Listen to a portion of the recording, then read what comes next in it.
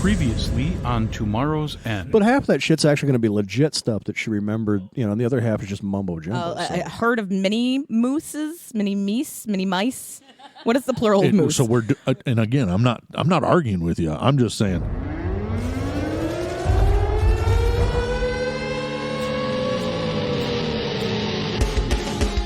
Welcome to Morrows End, a live play podcast set in the Morrow Project universe.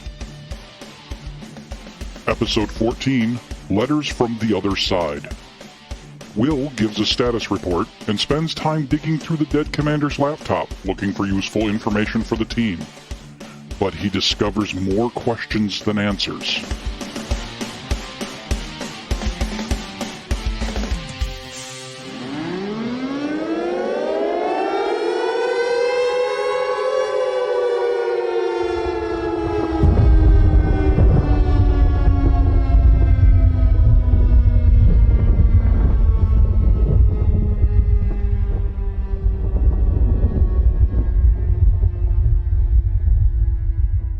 Will Jennings log file number 43. I'm going to keep records on this stuff in case we run into somebody else, another team out here, or we finally make contact with Prime Base. So I'm just going to keep doing these until I got someplace to put them. We ran into a little problem with the drill last night. I don't know exactly who all was out there, who was running it. Nobody got hurt, anything like that, but they managed to hit something buried under the ground and torque the shaft up pretty good, chewed the head up pretty good. I was able to straighten it out today, but Alex is working on possibly hardening the bit somehow. We don't have the right gear to hard face it, so she's trying to come up with another method to hard face the bit. Looking at what came out of the hole, I thought initially it hit a chunk of granite, but then I realized there were some steel pieces mixed into it. So I'm really starting to think that there's an engine block out there, a car or something buried out there. But that's given me some time to get back on the laptops that got hit by the flashbang. So I was able to recover a bunch of data off those. Skip's laptop has all the logs from our initial inductions when we went through the psych exams and stuff like that. So I'm going to copy those over into the log file, just so we've got them in multiple places, because that drive sounds like it's getting ready to die. Every time we spin it up, it just has this god-awful scream to it. So I figure that drive is probably shot. I got to say, those little tough books they gave us really are living up to their name, though. The case in that thing was shattered, but internally it still seems to be in pretty good shape, other than the speaker, and it seems to be blown. But I'll do what I can do, and I'll keep putting these logs together so that down the road, if we ever get a hold of Prime Base, we can let them know what happened. Other than that, that's pretty much everything. Oh yeah, except for Larry, I guess his name is. I don't know, that the half idiot, half genius guy that I talked about in other logs. He was screwing around with the arc lamps and found out that he can light cigarettes off them, and I don't know what the hell they're putting in cigarettes around here. They're using something local. They call it sweet fern, and it's not like dope or tobacco or anything like that I've ever smelled before, and it'll make your damn face go numb. But I guess Larry was trying to light cigarettes off that, and so now I gotta fix another arc lamp because he managed to knock it over and screw that up. So I guess I'll get back to that. Other than that, and the friggin' rainstorm we had 2 days ago, nothing really to report. I haven't reported on that. I haven't recorded in a couple of days. All of a sudden, we had some storm come up. It's like out west. Where the sky turns kind of greenish gray, and you get really intense winds, and then all of a sudden we got hit by a microburst or something, knocked some trees down out in the woods, tore some shingles off roofs and things like that. That's about it. That's all I got. So until the next one, Will Jennings signing out. We've been working here at Jasper Power Systems for 3 years now, and you're an exceptional employee. But it's come to my attention that you've been asking a few questions. Well, there's a lot of things on the floor that, don't look like our normal product at all. Well, yes, we do have some secret projects for the newer stuff, and we were wondering whether or not you were interested in taking the next step. We're impressed with your skills, and we're impressed with your integrity. Well, I'm definitely interested, but you're going to have to fill me in more. I mean, this doesn't look like a normal diesel electric train setup. This is a lot more compact. Are we talking like, semi engines here or something? What is this stuff? I can tell you everything you need to know, but you're going to have to sign something first. Well, I mean, all the NDAs we got to sign to work here anyway. Isn't it already covered? It's not just an NDA. You're signing up to be a part of this project until the end. We know you have relatives in this project. You mean like Uncle Steve? I mean... We think that you would be a good part of this project as well.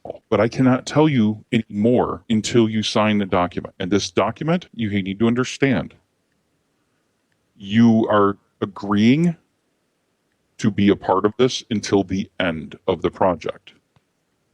And the end of this project is going to be a lot longer than you can imagine. What, like 10 years? Think longer. How much longer? I can't really tell you other than it's going to be life-changing. You will have to leave behind everything that you know now.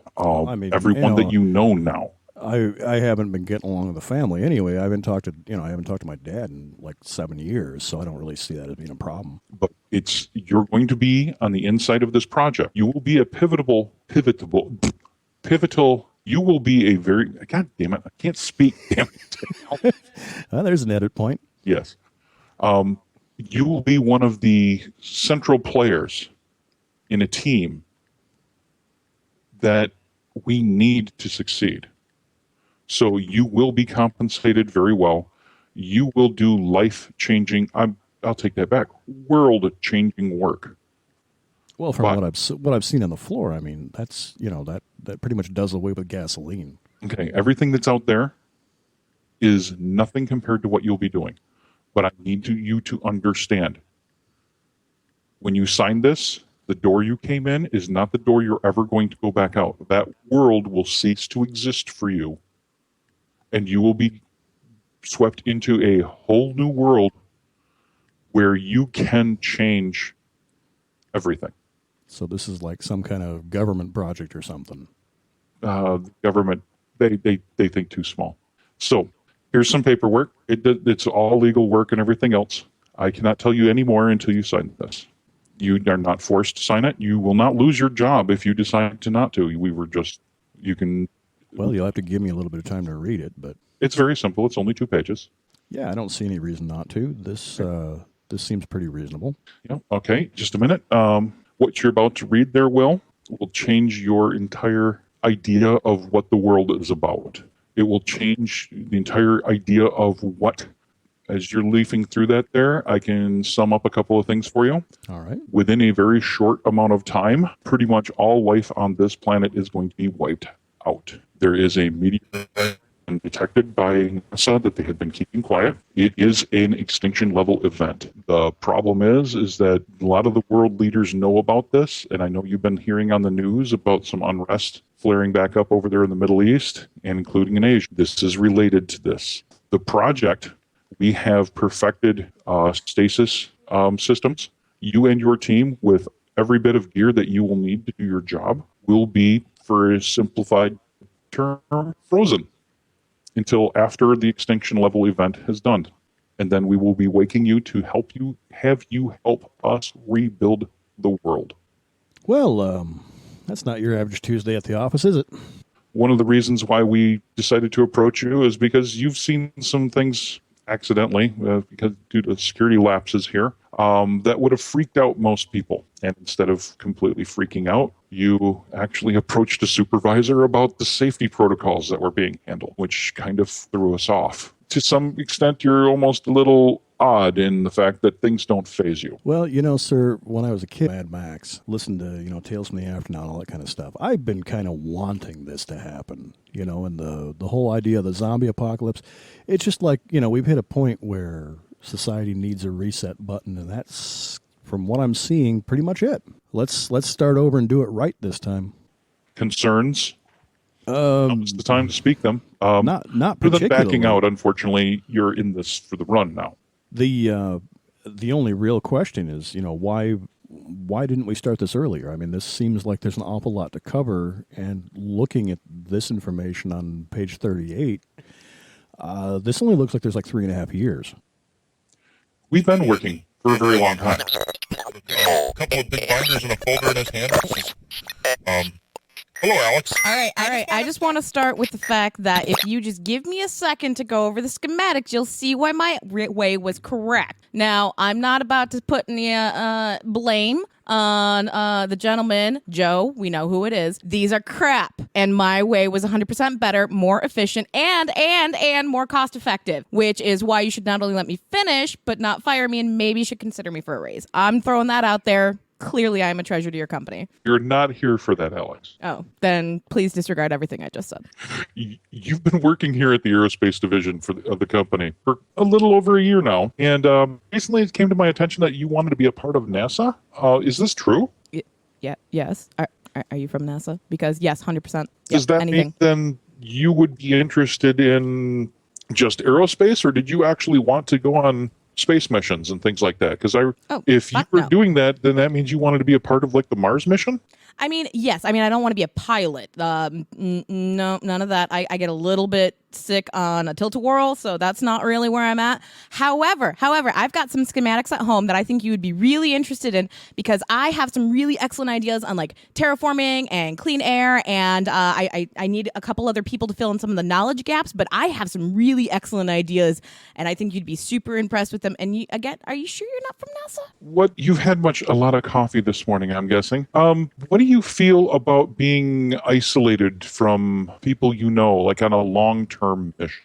That sounds like my ideal workspace. So you like the idea of... you would be open to the idea of leaving pretty much your world behind and embarking on a new adventure. I've been fantasizing about that since middle school, so yes, absolutely, 100%. We may have an opportunity for you. Unfortunately, I cannot tell you more without you signing a couple of documents. You actually have to agree to this before we can give you any details. I can tell you that you will be very well taken care of.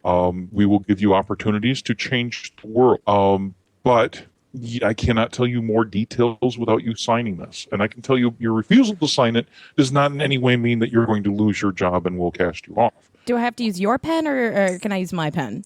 I guess you can use this pen. Okay, this one right here? Yep. Okay. Don't rip right paper. here? Don't Is this rip where the X is? No? Okay, that's fine. Yep, good. Okay, what is this? Okay. This is highly unusual, but this is what has actually been happening in the world. You've been hearing all the news reports about unrest. Well, we discovered not that long ago, NASA had discovered that there is a very large asteroid headed towards the Earth, and it is going to be an extinction level event. What the fuck? And they're just like going to let everybody go extinct? Like, do we have a plan? Are we going to like, is this like going to be Apollo 13? Or wait, what the fuck was that movie with Bruce Willis? And there was some singing that seemed unnecessary. Unfortunately, we do not have the kind of technology to deal with something of this size. No engineering in the world can fix this. But we do have a plan for after. Okay, so, but like the whole extinction of the Earth thing seems like it's going to be a... Projections are it's not going to be a 100% extinction. At least 1 to 2% of the population will survive. Hoping that the civil unrest that's going on around the world and the saber rattling by these countries doesn't start a big, massive nuclear war that wipes everything out beforehand. We are hoping that special teams of people like yourself, will be able to, after the impact, help the survivors. Oh, we're rebuilding the world. So you're kind of talking about like terraforming Earth. In a way, the Earth itself will be damaged but still alive, but helping the people, bringing technology back online, bringing cities back online, bringing people back together, stopping disease.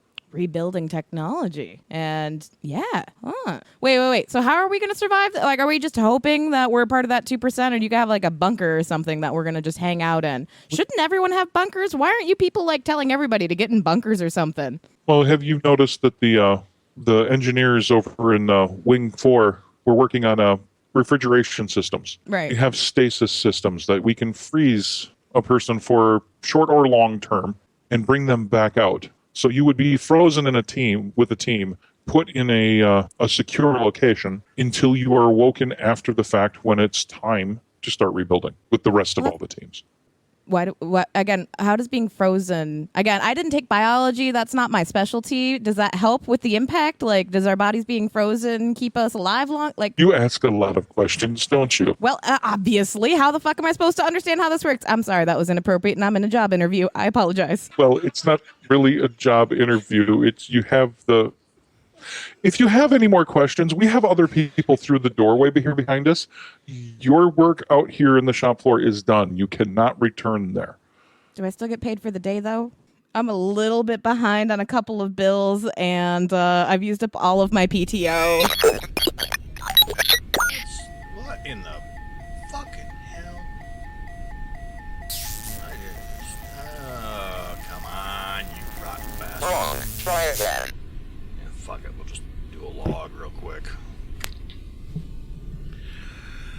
Okay, let me get this thing put together. All right, Bill Jennings log number 44, adjunct to the one I did earlier today. It's still June 24th. I've been going through all of the data I pulled over that we had on Skip's laptop. I found some weird stuff I just don't really have an explanation for.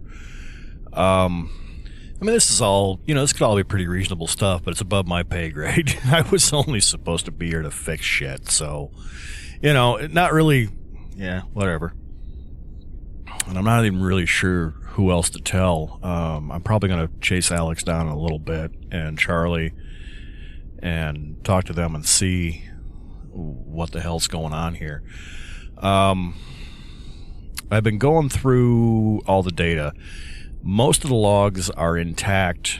There's some spots where the drive drops out, and there's some digital noise and stuff that I can't seem to pull out of them. But I've left them as I found them just for completeness. Only the thing I can't explain is there are logs including Doc's interview. And Doc wasn't part of our team. We didn't know anything about Doc. Not only is there an interview with Doc, there's a full docket on him, where he trained, where he's from, his full background. That particular file is still locked, and I think I've got a way around the password, but I haven't got it open yet, so I'll see what I can do on that one. Still strange, just don't really know quite what to say about that one. You would think we'd have been told if there was another team in the area. We knew there was another team, but we didn't get any data on them, so we kind of figured we wouldn't actually link up with them until after we were well established, and there was probably some sort of a central command system in the area. There's a bunch of stuff in Skip's files that I don't have open yet, so I've been working on breaking the encryption, which, of course, isn't as easy as it could be, and it's not like you can just brute force it. You have to get creative and try and remember his dog's name when he was 9 and things like that, try and get in. So at least it's not going to lock me out after a number of attempts, because they figured something like this would probably happen. So I may actually find something in one of the other files that has a master key password or something like that. If not, I'm going to try and go in and sidechain into it. We'll see what happens. Now, that said, I got Skip's logs open because, that was easy enough. I've got his card and was able to figure that one out without too much problem. So I went through that. I've done a lot of reading there. He kept a journal pretty consistently in the run-up. there's quite a bit of data there that I got to go through still. There's probably, I don't know, hundreds of pages of his journals. But that said, text logs have got some corruption in them, so I don't have all the data there. But it looks like, as far as I can tell here, Skip was aware of the other team that Doc was a part of, and because they were across state from us, we were going to be the only two science teams in Michigan and not a combined team, but we were supposed to at some point link up or exchange data or, you know, just generally get together and powwow on what's going on. It's really strange that Skip's laptop has Doc's interview along with the interview of a couple other people on his team, and I don't understand why those are there. But, you know, maybe Charlie has some insight or something. I'm just a little not sure I should ask Charlie about it because it sure sounds like she's the one that did the interview. In which case, she's holding out information on us, and something's going on. I don't really know. It's not like there's anybody here you can ask, you know. So I'm just keeping this in my logs for Prime Base. Maybe they can answer some questions when we finally get through to them. Or the secondary base up on Isle Royale in the UP. Maybe somebody up there's got data. I'm sure there's backups of all the different mission logs, particularly because, you know, they're right up there on the edge of Michigan, so maybe they've got more data about the Michigan groups than Prime Base would out in the middle of the desert. The other thing that I find is really strange, the master file is in place, and there's no reference to Guy's interview at all. There's absolutely no references to Guy anywhere in the interviews. There's no references to him and the team. He's not on any of the dockets. He's just not there. It's like we got somebody else's driver. I don't know what to make of it. So there's that. Alex found something that she says she can probably do a vapor precipitation on the head of the drill with. So we should be able to hard face the drill and get back on drilling that second well, maybe in a day or two. Once I rack out and get after that, I'll get back in here and make another log of how that goes. And if that particular method works out, I'll document that because we might have to use that in other places as a method for increasing the wear surfaces on tools. So that's everything I've got. Yeah, I don't know what to tell you. Something strange. This is Will Jennings signing out. Until next time. To Morrows End is played with the Morrow Project version 4.0 game system, available from Timeline Ltd at www.timelineltd.com. We also use with permission the ambient sound collection from tabletopaudio.com. Check them out for a ton of ambient soundscapes for your tabletop RPG sessions. Until next time,